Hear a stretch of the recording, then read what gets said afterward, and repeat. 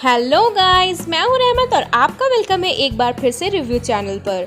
और अभी अमेज़न पे चल रहा है ग्रेट इंडियन फेस्टिवल सेल और इसी सेल में मैंने मंगवाया है वुडन का किचन रैक, या आप इसे किचन शेल्फ भी कह सकते हैं।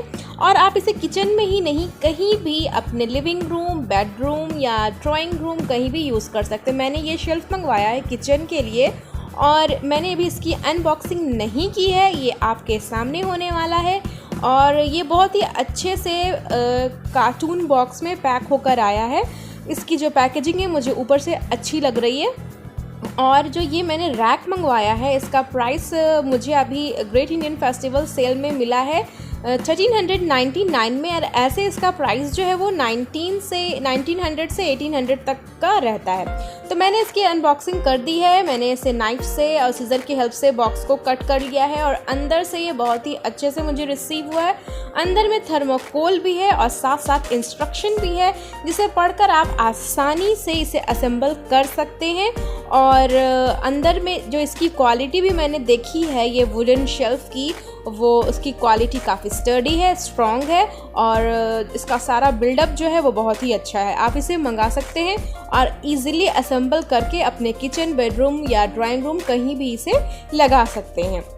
तो मैंने नीचे से कारपेंटर बुला लिया था, ये खुद से भी लग सकता है आसानी से, लेकिन मेरे पास घर में ड्रिलर नहीं था।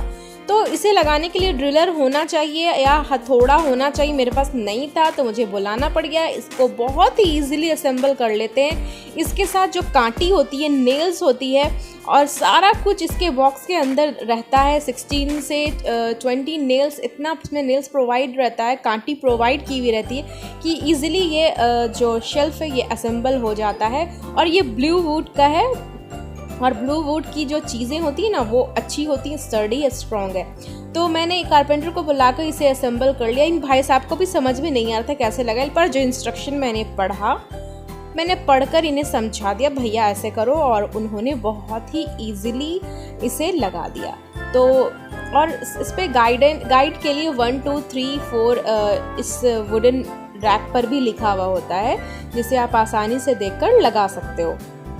तो वहाँ पे आपको निशान भी बना हुआ होता है कि कहाँ पर आपको कील ठोकनी है। तो सबको अच्छे से एक साथ फिट कर लीजिए और फिर स्क्रू को टाइट करते चले जाइए और कुछ भी नहीं करना है। इसमें बहुत ही ईजिली असेंबल हो जाता है। आपके पास एक हैमर होना चाहिए, एक स्क्रू ड्राइवर होना चाहिए और साथ साथ एक ड्रिलर होना चाहिए। और यहाँ पर आप एक देख रहे हैं गोल गोल स्टिकर जैसा है, तो जहाँ पर कांटी ठोकी गई है, कांटी लगाई गई है, तो वहाँ पर तो कांटी ठुकने से वो कांटी दिखेगी, तो वहाँ पर आप ये स्टिकर लगाकर चिपका सकते हो, जो मैं आपको आगे वीडियो में दिखाऊंगी।